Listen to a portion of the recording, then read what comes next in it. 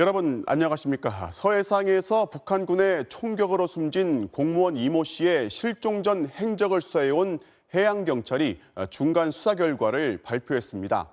그가 인위적으로 노력하지 않았다면 북으로 갈 수 없다는 이 과학적인 근거와 함께 군 당국의 첩보까지 확인해 봤을 때 이 씨는 자진해서 월북했다는 겁니다.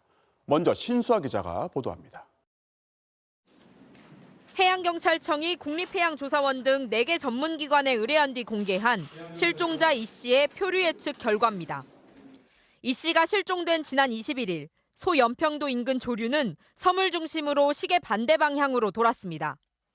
단순한 표류였다면 섬의 남서쪽 방향에서 발견됐어야 한다는 게 해경의 판단입니다. 하지만 이 씨는 거리가 33km나 떨어진 황해도 등산곳 앞바다에서 발견됐습니다. 해경은 월북을 위해 인위적인 노력을 했을 거라고 밝혔습니다. 건강 상태가 일정 상황이 된다면 그런 부력제 등이나 구명조끼 등을 착용할 때 이동할 수 있는 가능성도 있다는 그런 전문가들의 의견이 있습니다. 성인이 구명조끼를 입고 수영을 하면 1시간에 2km를 이동할 수 있어 17시간 정도면 가능하다는 설명입니다. 해경은 어제 국방부를 찾아가 확인한 정보도 판단의 근거였다고 설명했습니다. 해경은 이를 토대로 북측이 이 씨의 신상 정보를 소상히 알고 있었다는 점을 제시했습니다. 북측이 이름, 나이, 고향 등 실종자만 알 수 있는 정보를 구체적으로 알고 있었다는 겁니다. 해경은 이 씨가 월북 의사를 북측에 표현한 정황도 확인했다고 덧붙였습니다. 실종자가 구명조끼를 입고 있었던 점을 감안 단순 실족이나 극단적 선택, 기도 가능성은 매우 낮은 것으로 판단하고 있습니다. 해경은 어제 국방부를 방문해 관련 정보를 확인했다면서 다만 군이 파악한 정보의 출처와 형식 등은 밝힐 수 없다고 했습니다. MBC 뉴스 신수아입니다. 이 씨가 자진 월북을 했다면 어떻게 33km라는 바닷길을 혼자서 그것도 조류의 흐름을 거슬러서 북으로 올라갔다는 건지 해경이 나름대로의 추정을 설명했지만 구체적인 증거를 찾아내지는 못했습니다. 유족은 국내 언론은 물론 외신을 상대로 기자회견을 열어서 강하게 반발했습니다. 이어서 임상재 기자가 보도합니다. 해경은 이 씨가 어떤 인위적인 노력을 했는지는 구체적으로 밝히지는 않았습니다. 과연 조류를 거슬러 33km를 헤엄치는 게 가능한지 묻는 질문도 쏟아졌습니다.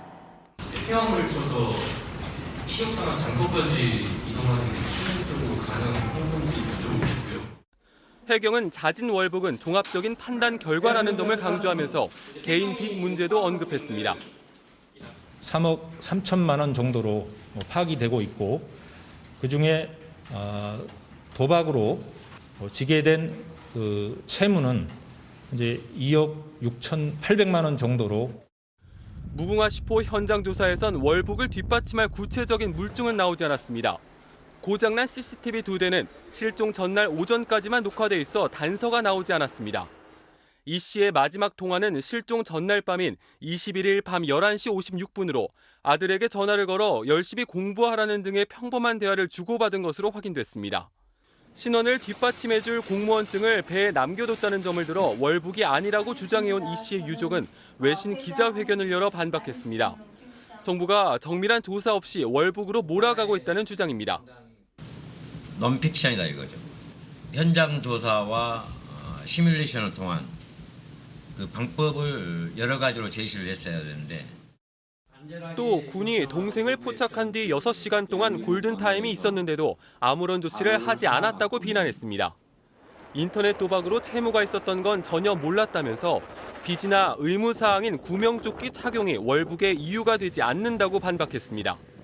해경은 선내 CCTV와 배에서 발견된 이 씨의 슬리퍼에 대한 분석을 국가수에 의뢰하고 연평도 인근 해역에서 이 씨의 시신과 유류품 수색도 이어갈 계획입니다. MBC 뉴스 임상재입니다. 오늘 한 매체가 우리 군이 북한군의 통신을 감청한 내용이라면서 북한의 해군사령부가 사살하라는 명령을 내렸고 사살하라고요? 정말입니까? 라는 대화를 나누었다고 보도했습니다. 국방부는 이례적으로 해당 보도는 사실이 아니라고 신속하게 반박했는데요. 사실 여부를 떠나서 군의 기밀 정보가 잇따라 유출되고 있는 상황, 이게 더 문제라는 지적이 나옵니다. 이남호 기자가 보도합니다. 오늘 오후 군 당국이 해양수산부 공무원 이모 씨를 사살하라는 북한군의 명령을 실시간으로 감청했다는 보도가 나왔습니다. 국회 국방위원회와 정보위원회 관계자들에 따르면 지난 22일 밤 9시 북한 해군사령부가 현장에 나가 있던 대위급 단속 정장에 사살하라고 명령했고, 정장은 다시 묻겠습니다. 사살하라고요? 정말입니까? 라고 되물었다는 겁니다.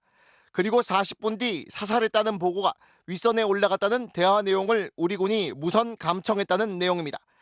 보도가 삽시간에 퍼지자 국방부는 출입기자단에 문자를 보내 이 보도는 사실이 아니라고 밝혔습니다.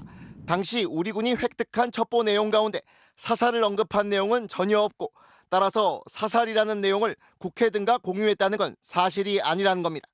사실 여부를 떠나 군의 보고 내용이라며 외부로 유출된 건 이뿐만이 아닙니다. 국민의힘 주호영 원내대표는 오늘 오전 북한이 연유를 발라서 시신을 태우라고 했다는 감청 정보를 군이 가지고 있다고 밝히기도 했습니다. 우리 국방부가 특별 정보, 그걸 이제 전문용어로 SI라고 합니다. 몸에다가 연유를 바르고 연유를 발라서 태우라고 했다는 걸 우리가 확인했다고 국방부가 이야기하니까. 앞서 민홍철 국방위원장도 라디오에 출연해 군 보고 내용을 상세히 전했습니다. 그럼 어떻게 처리할까요? 네. 이런 어떤 상부에 보고하는 그런 과정 속에서 갑자기 이제 사격을 해라. 그래서 고속 단정이 와서 사격을 했다. 이렇게 저는 보고를 받았습니다. 모두 비공개 보고를 받은 자리에서 흘러나온 걸로 추정됩니다.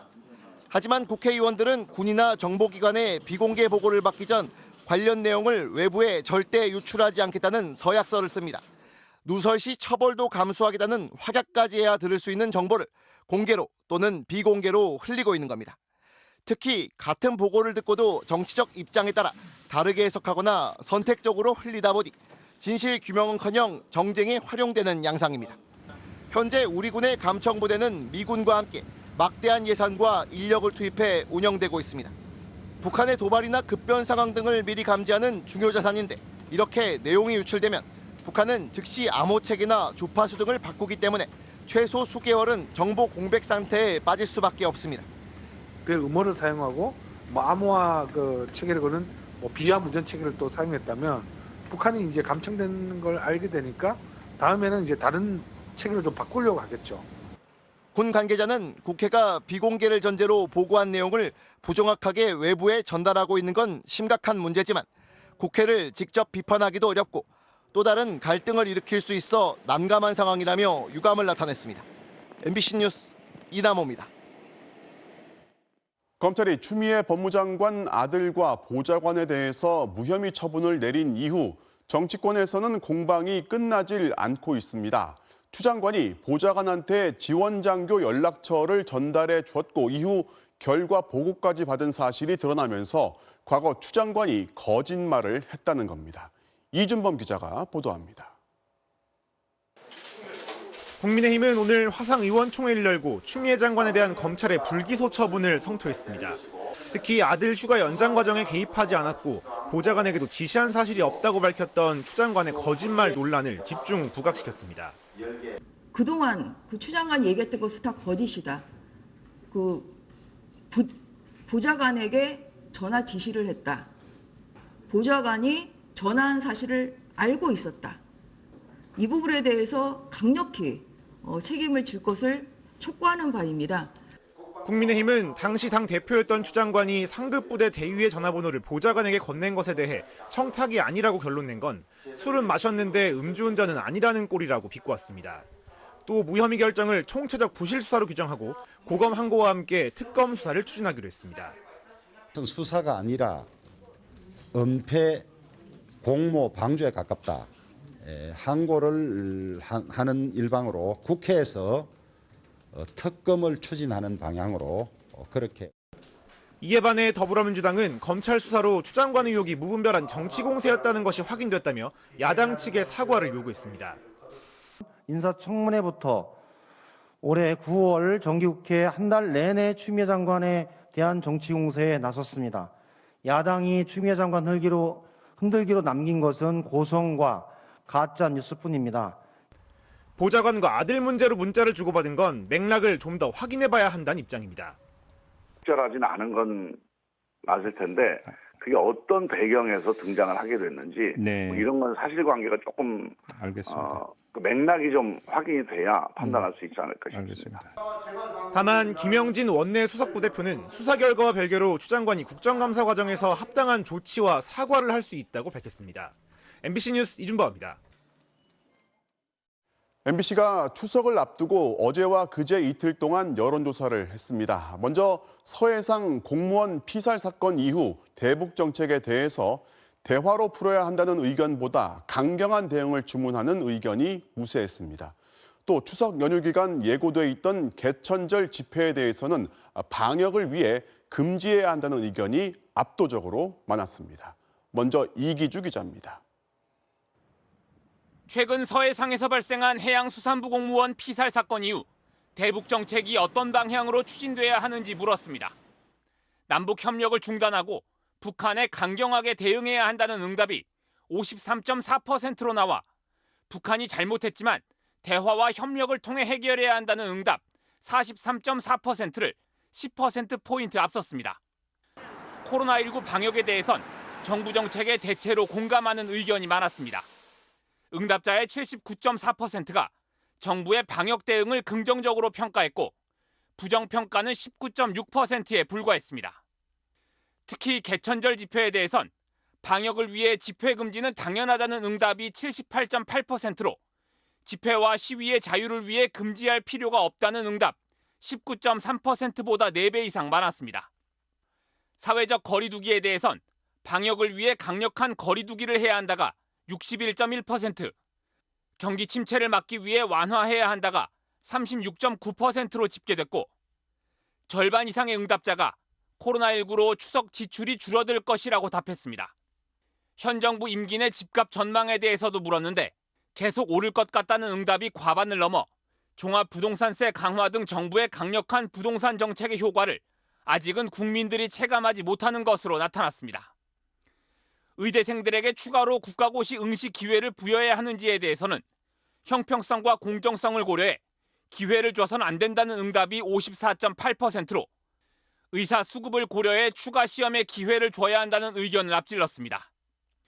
추미애 법무부 장관의 거취 논란에 대해선 아들 특혜 의혹에 책임지고 사퇴해야 한다가 53.9%로 과도한 정치 공세임으로 사퇴해서는 안 된다 39.2%보다 많았습니다. 이번 설문조사는 그제와 어제 이틀간 진행돼 추 장관에 대한 검찰의 불기소 결정이 답변에 반영되지는 않았습니다. MBC 뉴스 이기주입니다. 대통령과 여당의 지지율은 한 달 전 조사보다 함께 상승한 것으로 나왔습니다. 대선 주자 후보 중에서는 더불어민주당 이낙연 대표와 이재명 경기지사가 여전히 양강으로 선두권을 달렸습니다. 정치권의 지지율 조사 결과는 조명아 기자가 보도합니다. 문재인 대통령의 국정 운영에 대해 잘하고 있다는 긍정적 평가는 51.5%, 잘못하고 있다는 부정평가는 44.2%였습니다. 한 달 전 조사와 비교해보면 긍정평가는 5.9%포인트 올랐고 부정평가는 6.6%포인트 떨어졌습니다. 지난달에는 부정평가가 긍정평가보다 높게 나타났었는데 한 달 만에 다시 역전됐습니다. 호남 지역과 수도권에서 긍정적 평가가 높게 나타난 것으로 집계됐고 연령별로는 30대와 40대에선 긍정, 60대 이상에선 부정평가가 많았습니다. 코로나19 대응에 대해 긍정적으로 평가한 국민의 62.5%는 대통령이 잘하고 있다고 평가했지만 부정적으로 평가한 국민의 83.9%는 대통령이 국정 수행을 잘 못하고 있다고 봤습니다. 정당 지지율은 더불어민주당이 39%로 가장 높았고 국민의힘 19.7%, 정의당 6.3%, 국민의당 4.1%입니다. 민주당 지지율은 한 달 전보다 3.2%포인트 상승한 반면 국민의힘 지지율은 7.7%포인트 하락해 격차가 19.3%포인트 벌어졌습니다. 가장 지지하는 정당에 대해 없거나 모른다고 대답한 경우도 지난달보다 소폭 늘어 26.2%로 나타났습니다. 지난 총선과 그리고 앞으로 있을 보궐선거 이런 걸로 인해서 지지층이 좀 결집되고 부동산 가격의 폭등 이런 그리고 검찰 개혁과 관련된 갈등 악재들이 있었음에도 불구하고 이제 그런 부분들이 어느 정도 안정화되고 범진보 5명, 범보수 7명을 포함한 차기 대선 주자 선호도 조사에서는 더불어민주당 이낙연 대표가 26.4%, 이재명 경기도지사는 23.2%로 나타났습니다. 두 사람 모두 지난달과 마찬가지로 선호도가 오차 범위 내에서 비슷하게 나타났습니다. 더불어민주당 지지층에서는 이낙연 대표의 선호도가 50.9%로 30.3%인 이재명 지사보다 더 높았습니다.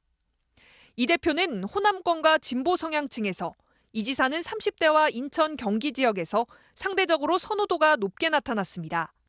국민의당 안철수 대표는 6.8%, 무소속 홍준표 의원은 5.5%, 오세훈 전 서울시장은 3.1%였습니다.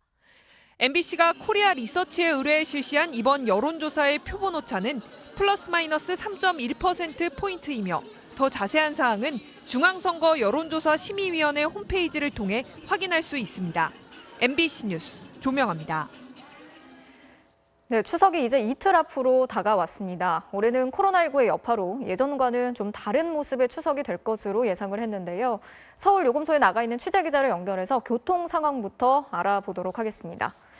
자, 윤상문 기자, 오후보다는 차량이 더 많아진 것 같습니다. 어떻습니까? 네, 그렇습니다. 퇴근 시간이 지나면서 이곳 서울요금소를 통과하는 차량도 늘어나고 있습니다. 본격적인 귀성 행렬 시작됐다고 봐야겠습니다.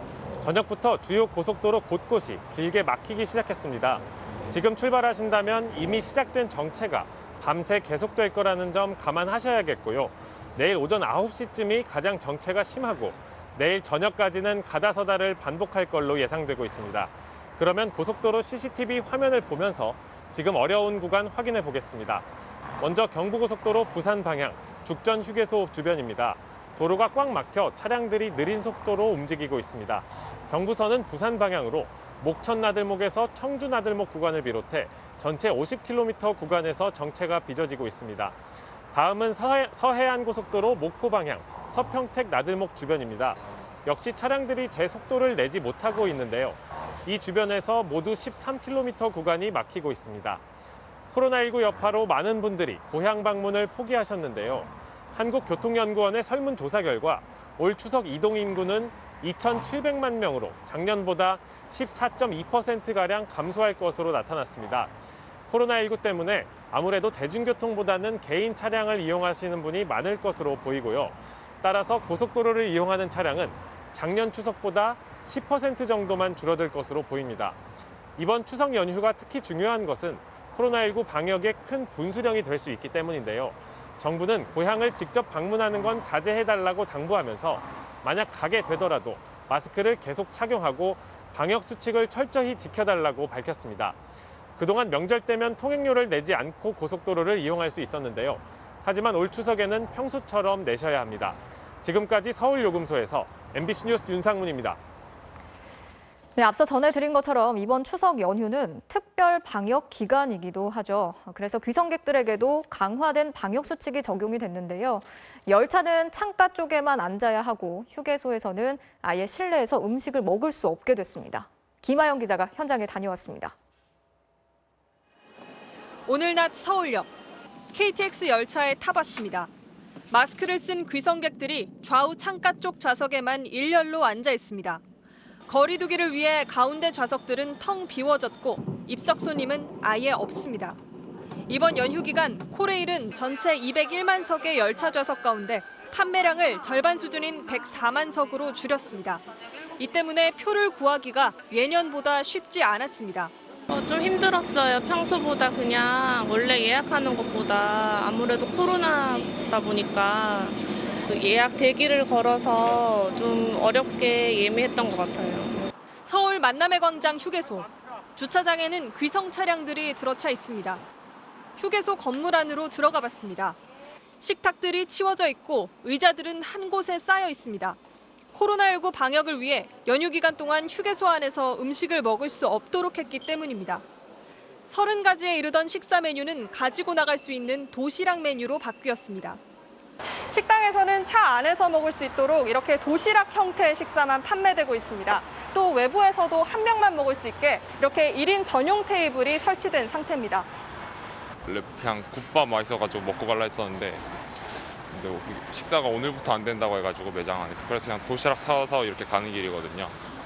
오늘 국내 코로나19 신규 확진자 수는 38명으로 49일 만에 50명 아래로 떨어졌습니다.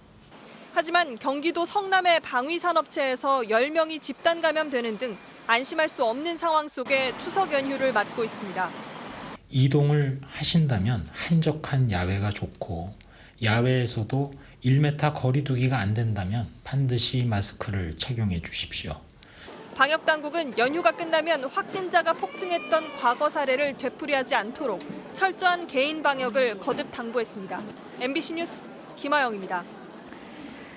제주는 벌써부터 관광객들로 북적이고 있는데요. 코로나19로 어려움에 빠진 상인들 조심스럽게 반짝 대목을 기대하고 있지만 일부 도민들은 걱정을 나타내는 등 반응이 엇갈리고 있습니다. 김항석 기자가 취재했습니다. 제주공항에 도착한 비행기에서 탑승객들이 줄지어 내립니다. 본격적인 연휴는 내일부터지만 추석 바캉스, 이른바 축캉스는 이미 시작됐습니다. 유명 관광지는 지난 주말부터 사람들로 붐빕니다. 투명 카약을 타고 에메랄드빛 바다 풍경을 감상할 수 있는 한담 해안은 관광객들로 가득합니다. 인근 카페는 관광객이 몰리면서 빈자리가 부족할 정도입니다. 가족끼리는 이제 조금 더 좋아지면 따로 모이기로 하고 길게 보내려고 온 거는 아니고요. 근데 짧게나마 잠깐 여기. 지난 주말부터 나흘 동안 제주를 찾은 관광객은 벌써 12만 명. 내일부터 시작되는 추석 연휴 5일 동안은 20만 명이 제주를 방문할 전망입니다. 상인들에게선 코로나19에 대한 걱정, 그리고 마음 한켠에는 간만에 맞은 추석 대목에 대한 기대가 교차합니다. 뭐 일단 장사하는 입장에서는 손님들이 많은 게 없는 것보단 낫겠죠. 무증상 환자들이 들어왔을 때가 이제 제일 걱정되죠. 하지만 일반 시민들 사이에선 불안한 마음이 앞서고 있습니다.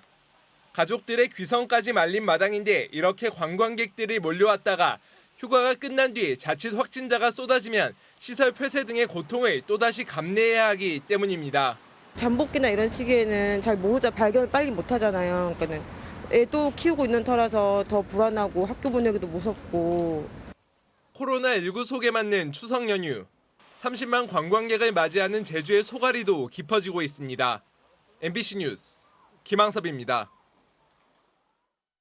2학기가 시작된 지 한 달이 넘었지만 전면 등교는 여전히 쉽지 않은 상황이죠. 교육 현장에선 학생들의 교육 격차가 커지는 게 아니냐는 우려가 나오고 있는데요. 실제로 가정 형편의 차이가 이 격차를 더 벌리고 있는 것으로 나타났습니다. 이덕영 기자가 취재했습니다. 중3, 초등학교 5학년 두 딸을 키우는 남호 씨. 원격 수업이 시작된 후 아이들을 깨우고 자리에 앉히고 공부를 돌보느라 정신이 없습니다. 점점 아침 기상 시간이 점점 늦어지더라고요. 생활이 조금 얼그러지는 느낌이 들어요. 이와 함께 코로나19 이전보다 이런저런 학원을 더 많이 보내고 있습니다. 학교에서 받지 못하는 수업들을 정상적으로 아이들을 가르치는 실시간 대면의 학원에 많이 보내게 되고요. 초등학교 4학년 쌍둥이 딸을 키우는 김모 씨도 원격 수업을 시키느라 바쁘긴 마찬가지입니다. 그냥 장난감 갖고 놀든가 아니면 뭐 요즘에는 그 수업을 하면서 또 그 뒤에 바탕에 게임을 하더라고요. 하지만 어려운 형편에 학원에 보내긴 쉽지 않습니다. 아이들의 학습을 도와주려 해도 어떻게 해야 할지 몰라 막막한 상황이 많습니다. 학교에서 보내오는 학습 꾸러미도 손도 대지 않은 채 그대로입니다. 받아와서 그대로 뭐 그냥 이대로 그냥 백지죠 뭐 그냥 집에 있는 거죠. 가정 형편의 차이에 따른 교육 격차가 코로나19 이후 더 심해지고 있는 것으로 나타났습니다. 경기도 교육연구원이 학생 2만여 명을 조사한 결과 가정 형편이 좋은 아이들일수록 온라인 수업에 대한 이해도가 높았습니다. 가정 형편이 어려울수록 온라인 수업에 필수적인 컴퓨터 등 디지털 기기가 낡아 수업에 방해를 받았다는 응답이 많았습니다. 반면 가정 형편이 좋을수록 온라인 수업을 보충하기 위한 사교육을 더 많이 받고 있었습니다. 부모의 경제적 여건에 의한 교육 격차를 최소화하기 위한 대책이 시급한 이유입니다. 그 학생들에 대한 개별화나 맞춤형 수업이 가능하도록 새롭게 교육과정을 설계하는 것이 필요하거든요. 교육 현장에서 소외되고 차별받는 아이들이 없도록 하는 일. 코로나19가 우리 공교육 현장에 던져준 또 하나의 과제입니다. MBC 뉴스 이덕여입니다. 네, 일부 단체가 열겠다는 개천절 집회를 법원도 허락하지 않았습니다. 차에 타고 하는 집회도 불허했습니다. 이번 집회가 공중보건이라는 공공의 질서에 위험하다는 게 명백하다는 이유입니다. 김정인 기자입니다. 서울 광화문의 지난달 광복절 집회.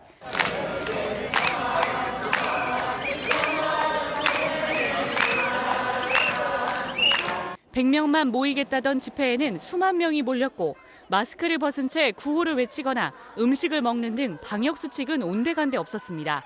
이날 집회에서 비롯된 코로나19 확진자는 오늘까지 646명. 당시 집회에 참여했던 8.15 비상대책위는 다음 달 3일 개천절에도 1,000명 규모의 집회를 신고했다가 경찰이 금지하자 소송을 냈습니다. 오늘 법원 신문에서 이들은 일어날지 모르는 일을 핑계로 헌법상 권리를 침해해선 안 된다고 주장한 반면 경찰은 코로나19 방역의 중대 기로인 추석 연휴에 불특정 다수가 모이는 집회를 여는 건 공공의 안전에 대한 명백한 위협이라고 맞섰습니다. 법원은 결국 주최 측의 방역 계획이 미흡하다며 경찰의 손을 들어줬습니다. 이전 집회에서 참가자 명부를 작성하지 않았고 집회 참가자와 행인 간의 감염 예방 대책도 부실했다는 겁니다. 경찰의 집회 금지 처분에 대해서도 집회 규모에 비해 합리적이고 구체적인 방역 계획이 마련되지 않은 걸 고려한 만큼 집회 자유를 침해하는 게 아니라고 했습니다. 비대위 측은 여러 사람이 1인 시위 형식으로 집회를 열겠다고 했지만 경찰은 사실상의 군중 집회로 변질될 경우 즉시 해산시킨다는 입장입니다. 한편 법원은 차량 200대를 동원해 서울 여의도와 광화문 일대에서 열겠다는 한 보수단체의 차량 시위를 금지한 경찰의 처분도 유지했습니다. 재판부는 차량을 통한 집회라고 해도 차량 시위대 준비나 집결, 인원관리 해산 등 전후 과정에서 코로나19 집단 감염 위험 가능성을 배제하지 못한다고 지적했습니다. MBC 뉴스 김정인입니다. 세입자가 살고 있는 집이 시세보다 싸게 매매용 물건으로 나오고 있습니다. 새로운 임대차 보호법의 영향으로 세를 낀 매물을 꺼리기 때문인데요. 한때 집값 상승을 이끌었던 이른바 갭 투자가 이제는 오히려 집값을 하락시킬 수 있다는 분석도 나옵니다. 이준희 기자가 현장 취재했습니다. 서울 강동구의 한 아파트 단지. 지난달 전용 84제곱미터가 17억 원에 거래됐는데 최근 같은 동, 비슷한 층이 7천만 원이나 싸게 나왔습니다. 차이는 단 하나, 세입자가 있는 전세 낀 매물이었습니다. 새 임대차법이 시행되면서 전세가 껴있는 집은 찾는 사람이 눈에 띄게 줄었기 때문입니다. 차후에 입주할 때 세입자들하고 분쟁 가능성 이런 것들 염두에 두고 1억 정도는 싸야지 이런 불편함을 감수하고 이러다 보니 한때 집값 상승을 이끌었던 이런 갭 투자 매물이 집값 하락의 요인이 될 수 있다는 전망도 나옵니다. 집값이 가파르게 오른 2018년 1월부터 올해 8월까지 서울의 3억 원 이상 주택 거래 중 갭 투자는 전체의 49%인 15만 9천 건. 다주택자 양도세 추가 중과를 피하려면 내년 5월 말까지 집을 팔아야 하는데 이 중 상당수가 시세보다 싸게 매물로 나올 수 있기 때문입니다. 갭 투자가 아예 막힌 강남 토지거래 허가구역에선 세입자에게 돈을 줘서 내보내는 사례까지 나타나고 있습니다. 종부세가 한 8천 나온다고 그러니까 내년 6월 전에 팔아달라는 분들이 있는데 5천이나 이런 정도에서 임차인과 합의 보세요 라고 그렇게 안내를 해드리고 있거든요. 변수는 치솟는 전셋값입니다. 100을 넘으면 공급 부족을 의미하는 전세 수급 지수는 이번 달 189.3으로 4년 만에 최고치를 기록했습니다. 이러다 보면 차라리 집을 사자는 마음이 들 수도 있다는 겁니다. 가격 상승에 대한 기대가 줄어들면서 전세가 매매로 근접할 수밖에 없는 힘이 이제 압력이 발생하게 되는 거라서 서울의 올해 평균 청약 경쟁률이 68대 1로 역대 최고 수준을 기록하는 등 구매 대기 수요가 두터운 점도 단기간에 집값이 하락할 거라고 전망하기 어려운 이유 중 하나입니다. MBC 뉴스 이준입니다.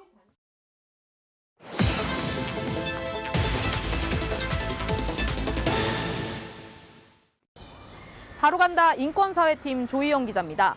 경북 문경의 한 국도 인근에서 정기적으로 새벽마다 개를 사고 파는 시장이 열린다는 제보가 들어왔습니다. 많은 사람들이 그것도 공공장소에서 짐짝처럼 싣고 온 개를 식용견이라며 버젓이 흥정하는 개시장인데요. 지자체가 처벌하겠다고 내걸은 현수막 앞에서 바로 그 거래가 이뤄지고 있다고 하는데 현장으로 바로 가보겠습니다. 저는 경북 문경의 한 국도 인근 공터에 나와 있습니다. 지금 시각이 새벽 3시 반을 넘겼는데 곧 있으면 이곳에서 살아있는 개를 사고 파는 시장이 열린다고 합니다. 저희가 곳곳에 카메라를 설치해두고 기다려보도록 하겠습니다. 새벽 5시를 넘기자 1톤 트럭이 하나둘 모여들기 시작합니다. 날이 밝자 차량 수십 대가 공터에 가득 찼습니다. 트럭마다 짐칸에 작은 철장들이 가득 쌓여 있는데 그 안에 짐처럼 우겨 넣어진 개들이 큰 소리로 짖어댑니다. 상인들은 철장 안을 들여다보거나 아예 개를 꺼내 살펴보면서 흥정을 합니다. 두 마리를 샀는데 잡아가지고 사니까 10,000원 남더라고. 5만 원권 지폐 다발을 꺼내 서로 주고받더니 개 목에 올가미를 걸어서 다른 트럭으로 끌고 갑니다. 이들은 얼마씩 돼요? 15만 원 가지고. 끌려가는 개들은 발버둥을 칩니다. 이런 시장은 일주일에 2번씩 열립니다. 이곳에는 불법 가축 시장을 열면 처벌하겠다는 경북 문경시의 현수막이 걸려 있습니다. 그런데 상인들은 아랑곳하지 않습니다. 강아지 파시는 거예요? 네. 이런 애들은 그냥 다 먹이로 먹는 거예요? 그렇죠. 혐오감을 주는 모습이 공개된 장소에서 버젓이 이뤄지는 현장. 불법 아니냐고 묻자 시에서 허락받았다는 대답이 돌아왔습니다. 대놓고까지. 시에서 나왔었다. 현장에서 그래요. 아, 그런 게 있어요? 개를 실은 트럭들은 다 빠져나갔습니다. 개시장이 열렸던 자리에는 각종 오물들이 남아 있습니다. 개를 식용 목적으로 거래하는 행위는 그 자체로 불법입니다. 가축시장은 지자체에 등록해 운영되는데 가축 거래 대상에 개는 해당되지 않기 때문입니다. 문경시를 찾아가 봤습니다. 올해까지 한시적으로 운영을 하게 해준 건 맞다고 합니다. 그분들도 생계가 있는 분들이잖아요. 자기들이 책임지고 12월 말까지는 철수를 하겠다 하고 약속을 했어요. 그러면서 소규모 시장이고 현실적으로 법 적용이 쉽지 않다는 논리를 펴니다. 그러면 단속하겠다는 현수막은 왜 걸었는지 묻자 심리적 압박용이라고 말합니다. 그분들이 그걸 볼 때마다 사실 심리적 압박감을 주기 위해서 저희가 안 떼는 이유는 각성을 하라 이거. 이 상태라면 개시장은 연말까지 28번이나 더 열리게 됩니다. 동물보호단체는 개들이 임의로 불법 도살되는 현실을 감안하면 지자체가 지나치게 소극적이라고 비판했습니다. 지자체가 알고 있음에도 불구하고 아무런 제지가 없는 게 큰 문제로 보입니다. 문경시는 지난 8월엔 4억 원이나 들여 반려동물을 위한 미용실과 놀이공원을 만들었다고 대대적으로 홍보했습니다. 식용 개시장은 방임하면서 반려동물 시설을 이미지 개선에 활용한 두 얼굴의 지자체라는 비판이 나옵니다. 문경시는 MBC의 취재 이후에야 개시장을 즉각 단속하겠다고 밝혔습니다.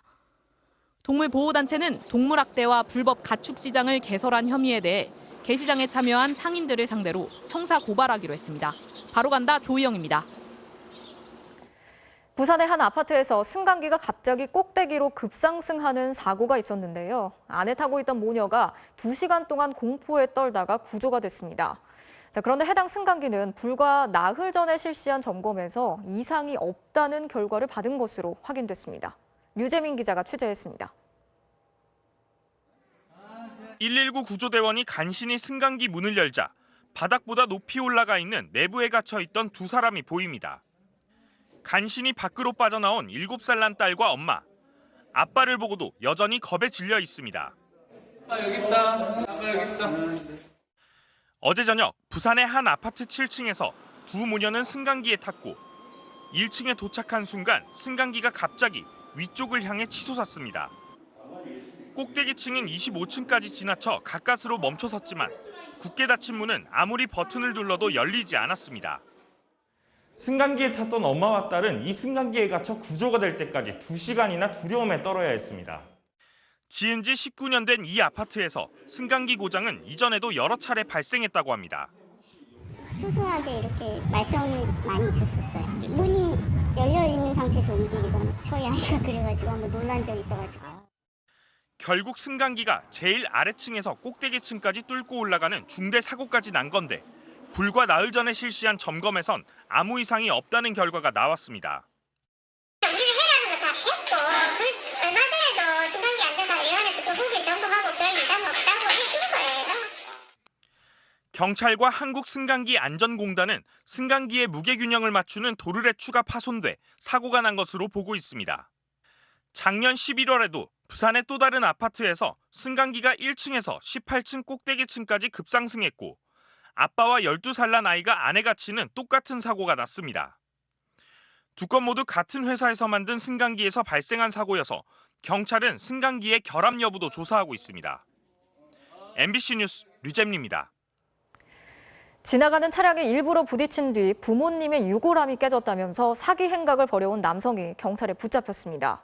가짜 사망 진단서에 연기까지 감쪽 같았는데요. 어떻게 덜미가 잡혔는지 현지호 기자가 취재했습니다. 좁은 골목길에 검은 양복을 입고 한 손에 종이 가방을 든 남성이 걸어옵니다. 마주오던 차량과 살짝 부딪히는가 싶더니 손에 쥐고 있던 종이 가방은 바닥에 떨어지고 하얀 사기 그릇 조각들이 와르르 쏟아집니다. 이 남성은 깨진 조각들을 황급히 가방 안에 주워 담고는 운전자가 놀라 다가오자 보란 듯이 서류 봉투를 내려놓습니다. 봉투엔 사망진단서와 화장장 이렇게 써 있습니다.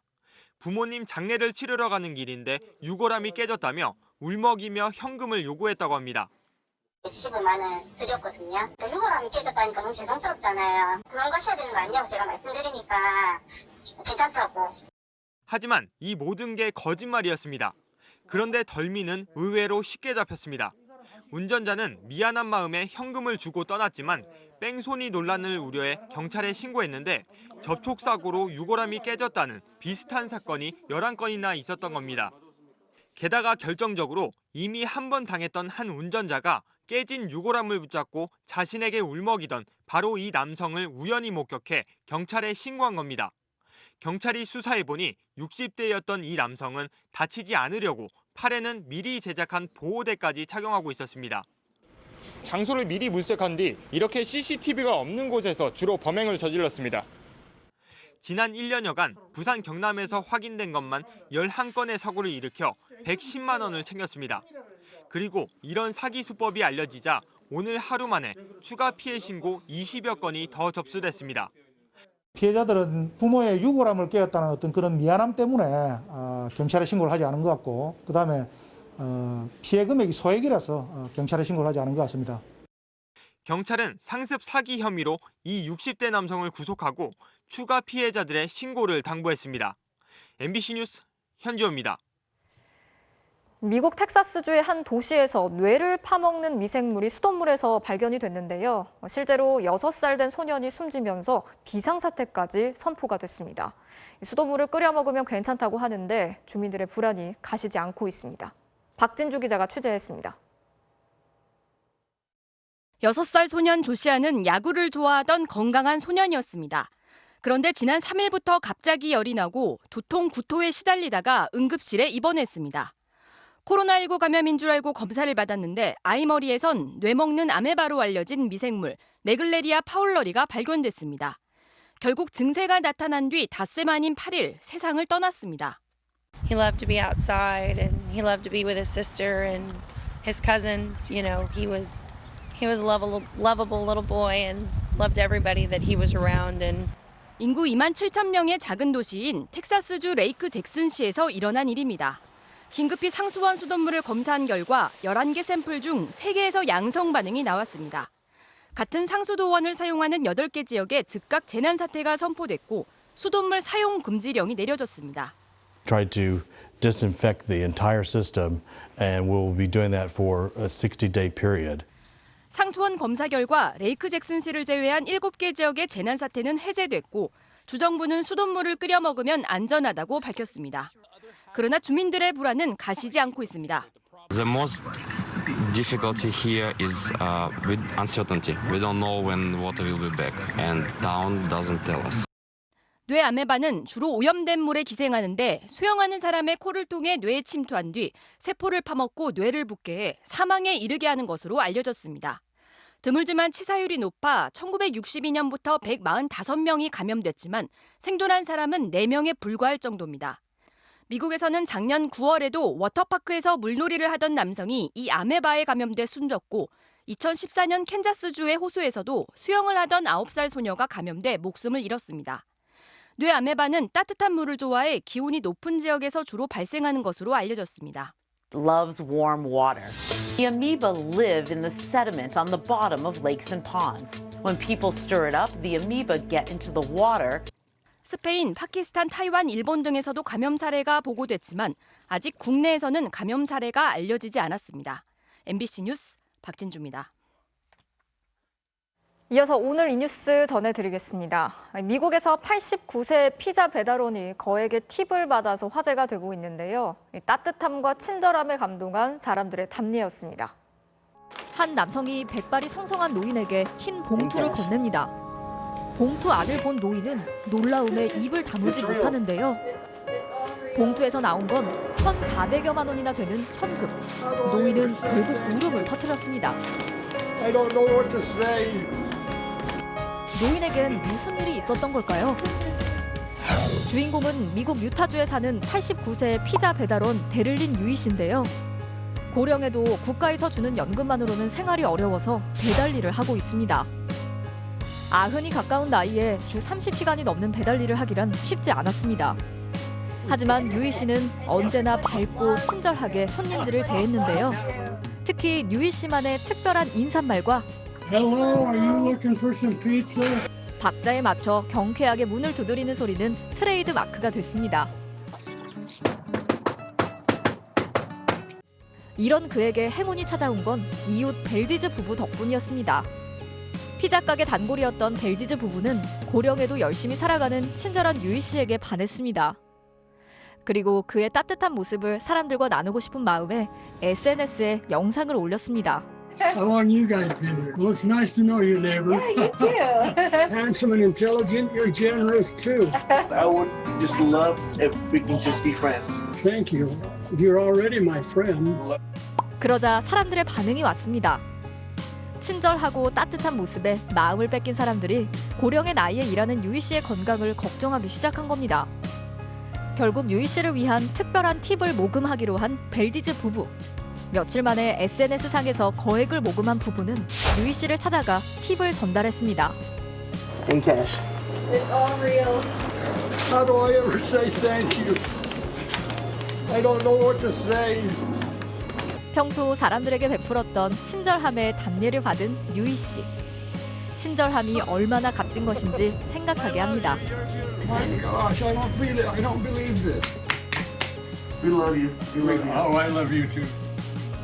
오늘 이 뉴스였습니다.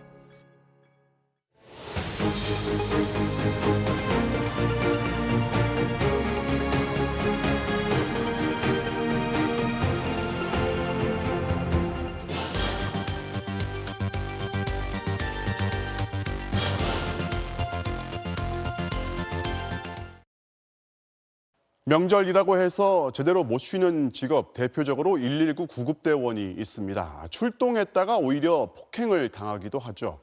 2년 전 취객을 구조하다 맞은 뒤에 숨진 고 강현희 소방관 사건 이후 구급대원 보호를 위한 법안과 대책이 이어졌지만 현실은 변한 게 없습니다. 당시에만 요란했지 여전히 폭행과 폭언에 노출된 구급대원을 취재했습니다. 반취한 상태로 길에 쓰러져 있던 한 남성. 구급대원들에게 욕설을 퍼붓고 속옷까지 모두 벗어 던지며 난동을 부립니다. 이 남성은 모욕과 공연 음란 혐의로 구속돼 검찰에 넘겨졌는데 알고 보니 2년 전 고 강현희 소방관을 폭행했던 바로 그 사람.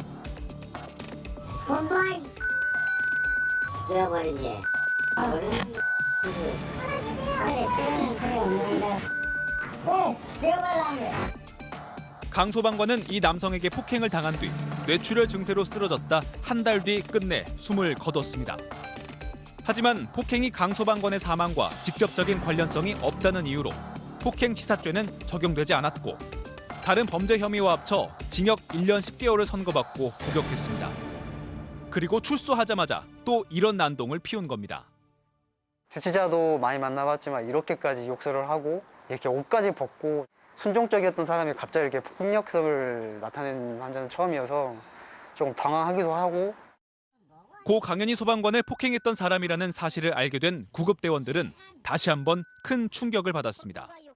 강현희 소방관이 사망을 했다고 했을 때 그 충격이 너무 커가지고 사실 며칠 동안 일이 손에 안 잡힐 정도였거든요. 그 당사자가 그 현장에 있다고 하니까 순간적으로 이렇게 멈칫했어요. 제가 장례식장부터 그 강현희 소방관에 대한 게 이게 쭉 주마등처럼 스쳐 지나가면서 아 조심해야지. 인천에서는 70대 할아버지가 출동한 구급대원에게 칼을 휘두르는 일도 있었습니다. 양손에 칼을 들고 휘두르면서 나오셨어요. 그 현관이랑 복도 사이가 좀 좁아서 진짜 내가 죽을 수도 있겠구나라는 생각을 하게 됐어요. 장비를 챙기던 동료 대원이 최현진 소방관의 비명소리를 듣고 달려와 할아버지를 막았지만 피해는 심각했습니다. 왼손 여기 안쪽, 엄지 안쪽이랑 오른손은 검지 손톱이 잘리면서 안에 뼈까지 같이 절단이 됐거든요. 핀을 3개를 받고 손톱을 빼내고 인조 손톱으로 덮어놨어요. 최 소방관은 후유증으로 2달째 업무 복귀를 못하고 있습니다. 구급대원 폭행 피해는 최근 3년간 587건에 달합니다. 하지만 실제 현장에서는 통계 수치보다 더 많은 피해가 일어나고 사례도 다양합니다. 욕설과 주먹질은 기본. 흉기로 위협을 가하는가 하면 성추행과 함께 폭언 폭행을 하기도 합니다. 의자를 던지셔가지고 플라스틱 의자 있잖아요. 간이 플라스틱 의자. 자기 화난다고. 여자는 밖에 나와서 일하면 안 된다고 욕을 하시고 사실 환자석이랑 구급대원이 앉는 석이 좀 가까워요. 은근슬쩍 허벅지를 만지시는 분들이. 가족 협박도 서슴지 않습니다. 너를 죽이겠다든가 너를 가만 안 두겠다든가 뭐 그런 말은 좀 들어도 이렇게 크게 마음에 남지는 않는데 어머니 아버지를 이렇게 언급하면서 죽이겠다, 죽여버리겠다 굉장히 충격이 컸습니다. 가해자의 90% 이상이 술에 취한 사람. 도와주러 갔다가 이유 없이 폭행을 당하고 나면 물리적인 상처만큼 정신적인 트라우마도 크게 남습니다. 계속 상황은 남는 것 같아요. 정확하게 그런 어떤 내용이었고 어떤 상황인지는 기억을 안 하려고 하는데도 계속 머릿속에 나. 저는 제가 되게 씩씩하다고 생각을 했는데요. 막상 어두운 곳에 가야 하거나 그때 당시 봤던 것과 유사하게 생긴 칼을 보면 저도 모르게 조금 주춤하게 되는 경우가 있긴 있었어요. 하지만 경찰과 달리 소방관은 흉기로 위협을 받거나 폭행을 당해도 자신을 보호할 수 있는 법적 근거와 보호장치가 없습니다. 속수무책으로 당할 수밖에 없는데요. 구급차 안에 이제 같이 들어가 있으면 거기서 어떻게 도망칠 수도 없고 그 사람한테 이렇게 위해를 가해도 안 되기 때문에 그냥 어떻게든 참고 막고 있던지. 최근 주먹을 휘두르는 취객을 제압하던 중 상처를 입힌 소방관에 벌금형이 선고됐는데 현장에선 심리적으로 위축된다는 목소리가 나옵니다. 이 사람이 뭐 경찰에 신고를 하면 어떻게 하지? 라는 생각도 들고 이렇게 해서 내가 너 때문에 경찰서 갔어 하면서 해코지 할까 봐 그것도 좀 두렵기도 하고요. 구급대원을 폭행하면 5년 이하의 징역이나 5천만 원 이하의 벌금에 처하게 돼 있습니다. 벌금 500만 원 내. 매번 내. 벌금 500만 원이면 끝나는데 뭐. 실제 처벌은 솜방망이 수준에 그쳐 악순환이 되풀이된다는 지적입니다. 전국 최초로 소방관 폭행 사건을 전담하기 위해 조직된 서울소방재난본부 119 광역수사대. 지난 2년 동안 170건이 넘는 사건을 처리하는 등 구급대원들에게 실질적인 도움을 주고 있는데요. 약한 처벌을 꼬집었습니다. 법령상에 규정된 형량보다 실제 처분이 좀 약합니다. 그래서 벌금에 그치는 부분이 많다 보니까 재범이 발생하기도 하고 소방대원에 대한 폭행이 얼마나 큰 범죄인 거고 경각심이랄지 인식이 많이 없는 것 같고. 고 강현희 소방관 사고 이후 처벌 강화와 호신도구 소지 허용 등을 담은 법안이 9개나 발의됐지만 한 건도 국회에서 통과되지 못했습니다. 인권 침해를 우려하는 반대에 부딪히고 사회적 관심이 더 큰 다른 법안들에 우선순위가 밀렸기 때문입니다. 구급대원들은 여전히 관련 법안의 신속한 처리를 기대하고 있는데요. 우리가 적어도 어떤 일을 잘하든지 못하든지 국가의 보호하에서 한다는 저희가 믿음을 가질 수 있었으면 좋겠어요. 저희 도움이 필요해서 부른 환자잖아요. 사명감이라고 하죠. 10명 중에 10명은 다 살리지 못하더라도 그래도 반 이상은 살려서 병원에 데려가고 싶다는. 국민의 생명과 안전을 보호하는 구급대원. 이들을 보호할 수 있는 방법 마련이 시급합니다. 잠잠해진 한 씻던 미국 서부 지역의 산불이 그제부터 다시 거세지고 있습니다. 그 사이 3명이 숨지고 7만여 명이 대피를 했습니다. 특히 캘리포니아 지역 와인으로 유명한 나파밸리 지역이 큰 피해를 입었습니다. 김정원 기자가 보도합니다. 미국 캘리포니아 나파밸리에 위치한 한 모텔. 건물 전체가 시뻘건 불길에 휩싸였습니다. 도로 양쪽에선 불티들이 끊임없이 날아올라 시야를 가립니다. 이 지역의 대표적인 와인 양조장 샤또 보스웰도 화마를 피하진 못했습니다. 현지 시간 27일 새벽 캘리포니아 세인트 헬레나 인근에서 시작된 산불은 시속 90km의 강풍을 타고 무서운 기세로 번지고 있습니다.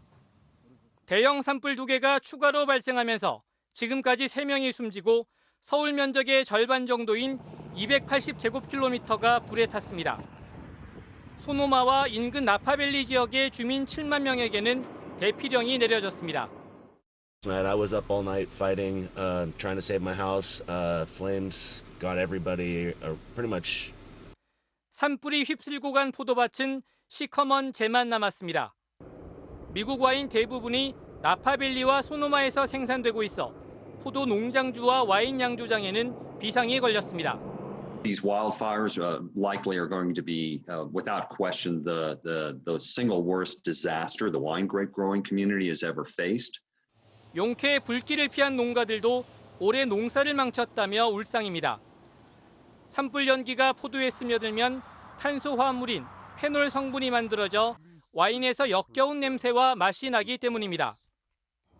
와인의 땅으로 불리는 이 지역에선 지난 2017년에도 대형 화재가 발생해 40여 명이 사망했고 이 여파로 당해 연도 세계 와인 생산량은 56년 만에 최저치를 기록하기도 했습니다. 이번에도 2017년 못지않은 피해를 입을 거란 전망이 나오는데 2020 산불 빈티지란 자조적 단어까지 등장했습니다. 빈티지란 와인에 사용되는 포도 수확 연도를 뜻합니다. 문제는 산불 확산세가 꺾일 기미가 보이지 않는다는 겁니다. 지난 8월부터 시작된 캘리포니아 산불로 이미 남한 면적의 20%가량이 불에 탔는데 지금도 진화율은 40%에 불과합니다. MBC 뉴스 김정원입니다. 사기 전화, 이른바 보이스피싱의 단골 직업이 바로 검사입니다. 처음엔 검사 이름만 사칭을 하더니 가짜 신분증에다 가짜 재직증명서, 급기야 가짜 구속영장까지 등장했습니다.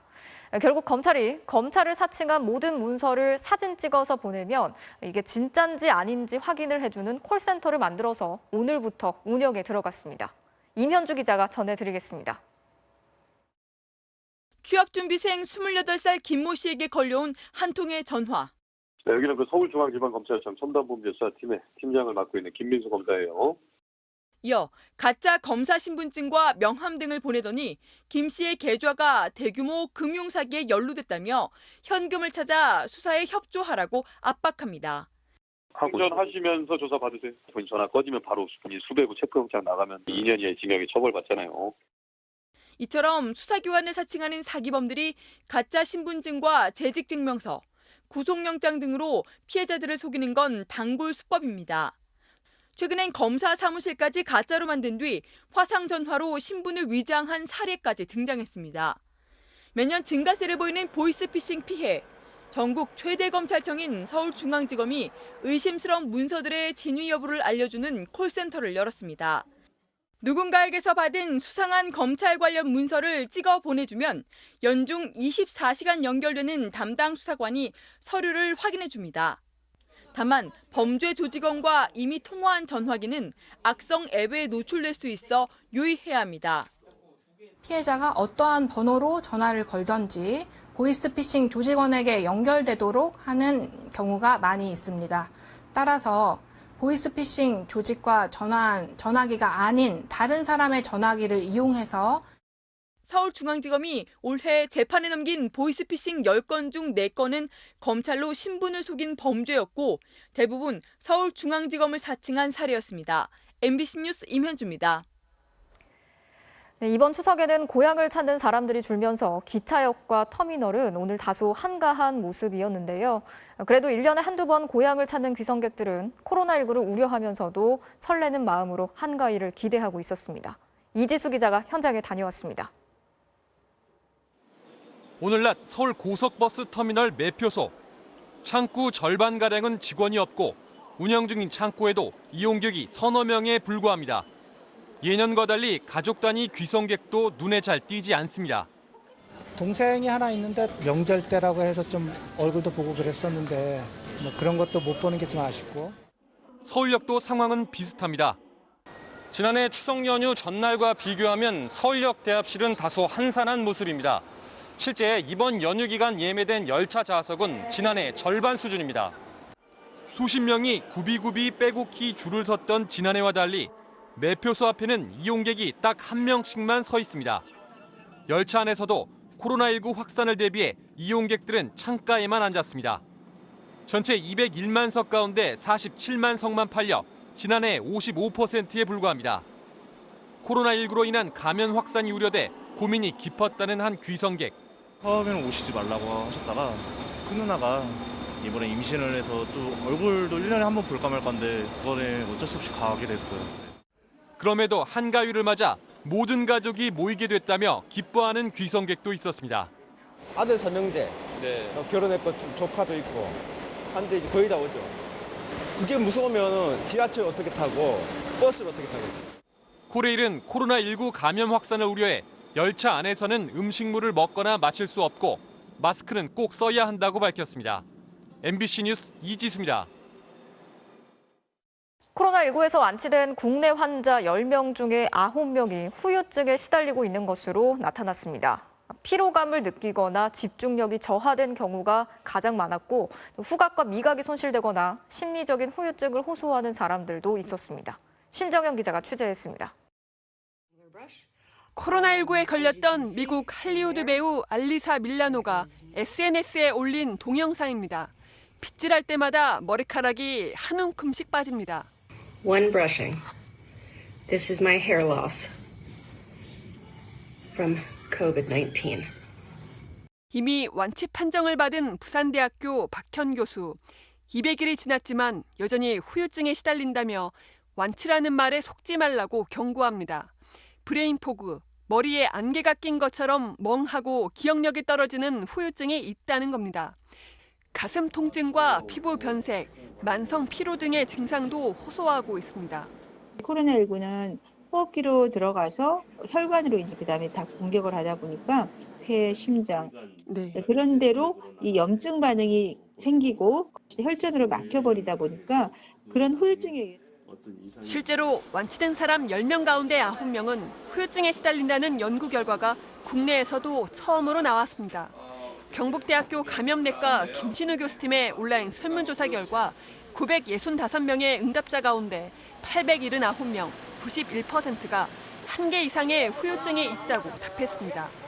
후유증 가운데 피로감이 가장 높게 나타나 26.2%를 차지했고 집중력 저하가 24.6%에 달했습니다.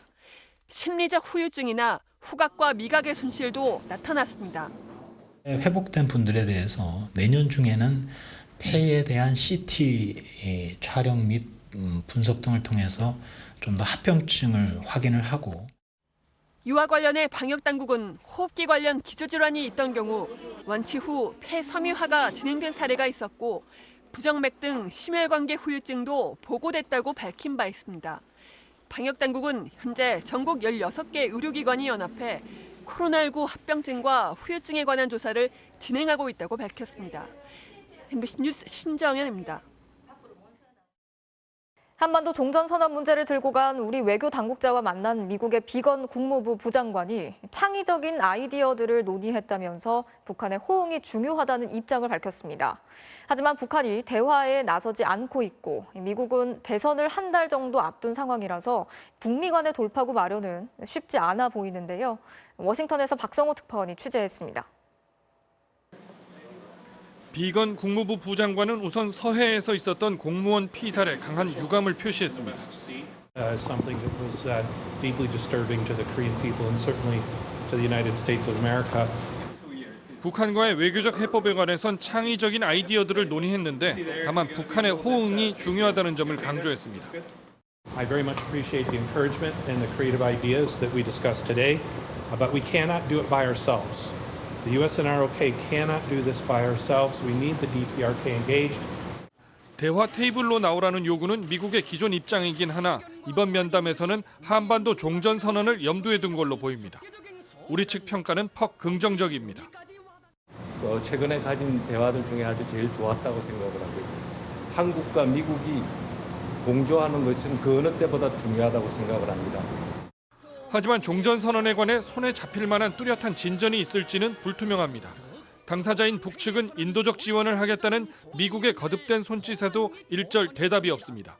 게다가 미국은 이제 대선을 5주 앞둔 상황, 재선에 확실한 도움을 줄 호재가 아니라면 트럼프 대통령의 관심사에서 뒷전으로 밀릴 수밖에 없습니다. 시선은 한국의 10월로 쏠립니다. 폼페이오 미국 국무장관이 방문하고 이어서 왕이 중국 외교부장도 방안을 검토 중이라고 하니 종전선언에서 빠질 수 없는 미국, 중국의 반응이 어떨지 그때 더 명확해질 것으로 보입니다. 워싱턴에서 MBC 뉴스 박성호입니다.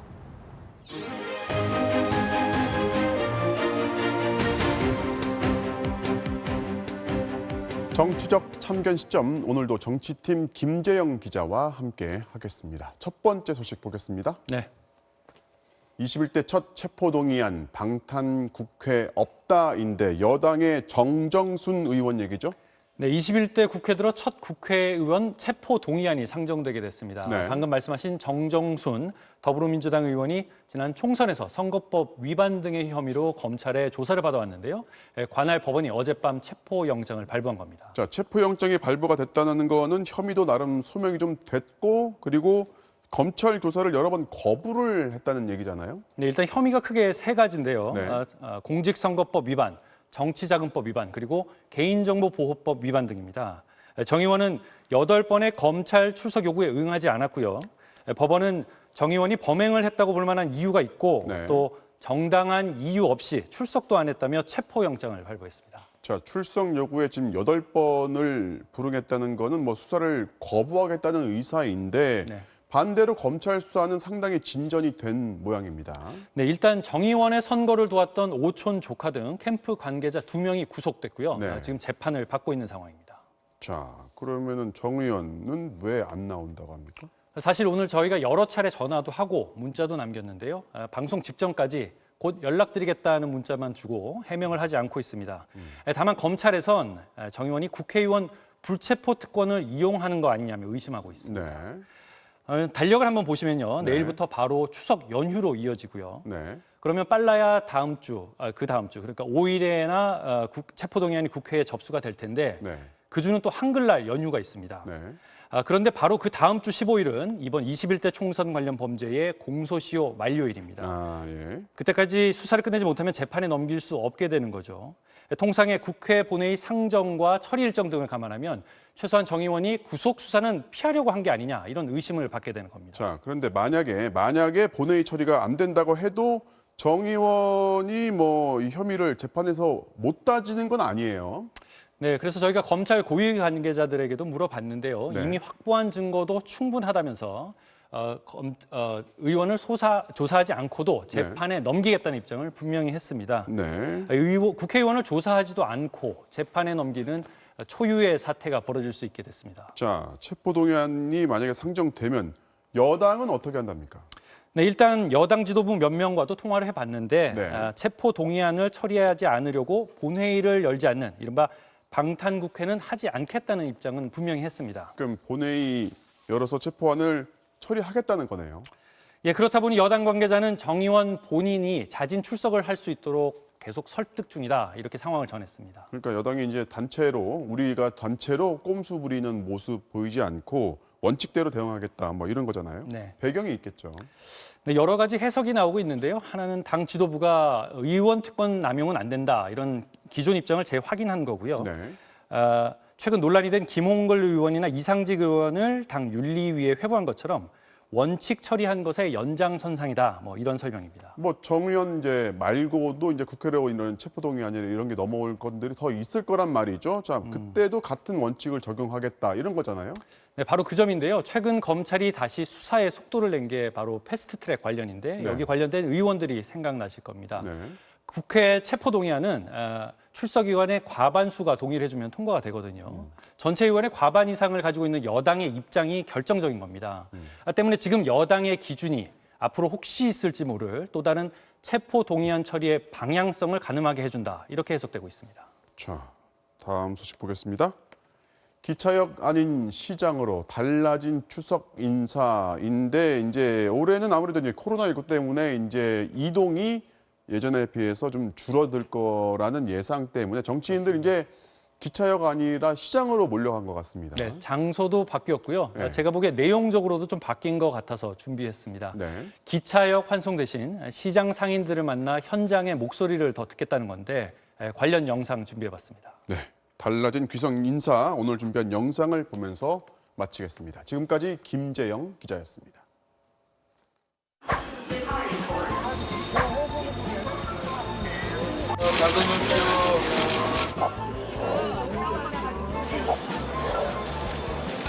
고향에 가셔서 가족들하고 좋은 얘기 많이 나누시길 바랍니다.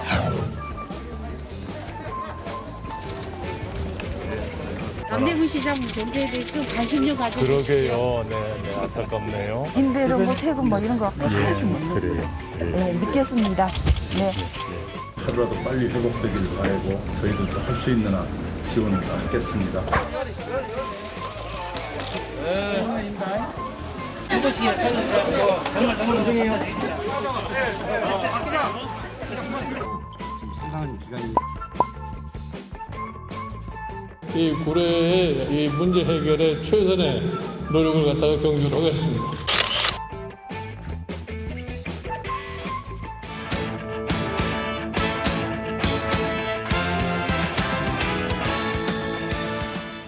화요일 밤 스포츠 뉴스입니다. 올해 추석은 새벽부터 바빠질 것 같습니다. 류현진 선수와 김광현 선수가 추석 당일 와일드카드 시리즈에 동반 선발 등판하면서 한국 야구사의 기념비적인 날이 될 것 같은데요. 특히 세인트루이스의 김광현 선수는 모두의 예상을 깨고 1차전에 나서게 됐습니다. 큰 경기에서 강했던 모습 빅리그에서도 재현할 수 있을까요? 이명진 기자입니다. 누구도 예상 못한 결정이었습니다. 방송 인터뷰 도중 나온 실트 감독의 깜짝 발표. Yeah, we're going to actually go Kim game one. 이유는 명확했습니다. So we'll go Kim, and he's pitched great. 베테랑 웨인라이트와 개막전 선발 플레어트에 앞선 루키 김광현의 1차전 선발 결정에 현지 언론들은 놀랍다는 반응과 함께 수긍할 만한 판단이라고 보도했습니다. 선발 등판한 7경기에서 3승 무패에 평균 자책점 1.42. 게다가 좌우 타자에 특별한 약점이 없고 샌디에이고 타자들과 처음 만난다는 점도 김광현 카드를 꺼내는 근거로 꼽힙니다. 빅리그 가을 야구 데뷔전을 팀의 운명을 가를 1차전 선발로 맡게 됐지만 사실 김광현은 누구보다 가을 야구가 익숙합니다. KBO 신인이던 2007년을 시작으로 한국 시리즈 6번 포함 포스트 시즌 19경기에서 강심장을 과시했습니다. 또 올림픽과 WBC 등 굵직한 국제 무대 경험으로 큰 경기에 주눅들지 않는 자신감도 갖췄습니다. 데뷔 첫 해 온갖 역경을 딛고 당당히 실력으로 1선발 중책을 맡게 된 김광현. 이틀 뒤 또 한 번의 특별한 가을을 준비하고 있습니다. MBC 뉴스 이명재입니다. 김광현 선수의 1선발 결정만큼이나 류현진 선수의 2차전 선발도 파격적인데요. 현지에서도 창의적인 선택이다, 아니다, 미친 결정이다 논란이 뜨겁습니다. 김태훈 기자가 보도합니다. 부동의 에이스 류현진은 당초 예상과 달리 2차전에 나섭니다. 명분은 휴식입니다. So because we couldn't clinch as soon as they did, we're also giving our ace an extra day off. Our ace is pitching in the second game. 5일 쉬고 나올 때 더 좋았던 건 분명하지만 3전 2선승제의 단기전 변수를 고려한 사실상 도박에 가깝습니다. 모두가 템파베이의 우위를 예상할 만큼 토론토의 전력이 열세인 상황에서 1차전에 올인하는 전공법 대신 2차전 필승카드로 승부수를 띄운 겁니다. We have to be creative and all games count. So we feel like that's our best chance the way we're doing it. 토론토 현지 매체가 창의적인 게 아니라 미친 선택이라며 앞 두 글자까지만 맞았다고 조롱하기도 했지만 토론토의 변칙 전략에도 근거는 있습니다. 올해 류현진 등판 시 팀 승률이 75%였던 만큼 2차전은 무조건 승리한다는 전제하에 나머지 경기를 유연하게 대처하겠다는 겁니다. 상대 감독도 류현진을 가장 경계하고 있습니다. Ryu's been a stud for him. He presents plenty of challenges. It's not that fun to go against it. 2차전 선발 맞상대는 강속구 투수 글래스노. 자칫 일방적일 수 있던 시리즈가 류현진의 존재로 인해 이변까지 기대할 만한 맞대결이 됐습니다. MBC 뉴스 김태훈입니다. 찬바람이 불기 시작하면 강해지는 팀이 있죠. 매년 극적으로 K리그에 잔류했던 인천이 파이널 라운드 첫 경기부터 탈꼴찌에 성공하며 잔류 드라마에 조기 시동을 걸었습니다. 이명노 기자입니다. 극적인 1부 리그 잔류에 팬들이 그라운드로 쏟아져 나왔던 2016년. 마지막 날 강등권 탈출은 2017년에도, 막판 4연승을 달린 2018년에도 계속됐고 지난해에는 암투병 중인 유상철 감독과 함께 또 한편의 잔류 드라마를 연출했습니다. 유상철 감독, 인천을 잔류시키는 약속을 지킵니다.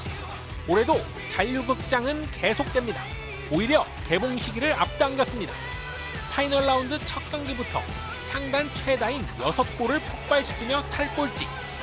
오로지 축구에만 집중하는 시간을 가지자고 저희끼리 얘기를 나눴거든요. 이 한 달을 참고 기다렸던 보상을 받을 수 있도록 결과를 가지고 오자고. 인천의 잔류 DNA는 강력합니다. 매년 강등권으로 추락했다가도 파이널 라운드만 시작하면 전혀 다른 팀으로 변신했습니다. 파이널 라운드 4시즌 성적만 10승 6무 4패. 심지어 승강 플레이오프까지 간 적도 없습니다. 다른 팀들은 되게 많이 부담이 될 것 같아요. 순위를 빨리, 한시라도 빨리 바꾸고 싶은 마음이 있기 때문에 이런 마음의 차이가 인천다운 게 아닌가 싶어요. 하지만 잔류왕이란 별명은 떼어버리고 싶은 꼬리표이기도 합니다.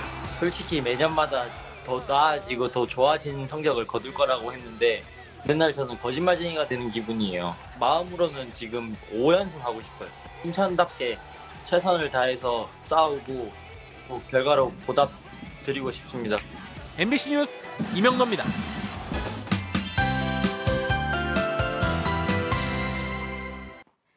이번 연휴 기간 동안엔 곳곳에 가을비가 내립니다.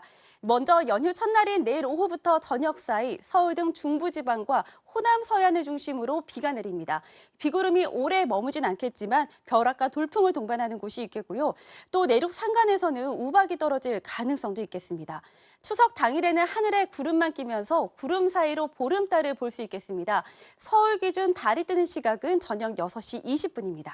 금요일에도 남부지방은 구름만 머물겠고요. 중부를 중심으로는 또 비가 오겠습니다. 오후부터 강한 한기를 동반한 비구름이 다가오면서 수도권과 영서지방을 중심으로 비를 뿌리겠습니다. 빗길 안전운전 하시기 바랍니다. 토요일에는 비구름이 남쪽으로 옮겨가면서 호남과 충청도에 비가 오겠습니다. 이후로는 강한 한기가 내려오면서 날이 부쩍 쌀쌀해지겠는데요. 낮에도 서울 등 중부지방의 기온이 20도 안팎에 머물겠습니다. 연휴 마지막 날에는 전국적으로 바람이 강하게 불 텐데요. 특히 서해와 남해 서부 해상을 중심으로 거센 물결이 일면서 백길 불편이 우려됩니다. 올해 추석 한가위 보름달처럼 마음만큼은 풍요롭게 보내시기 바랍니다. 지금까지 연휴 날씨였습니다. 네, 행복하고 알찬 추석 연휴 보내시기 바랍니다. 뉴스 마치겠습니다. 오늘도 함께해 주신 여러분 고맙습니다.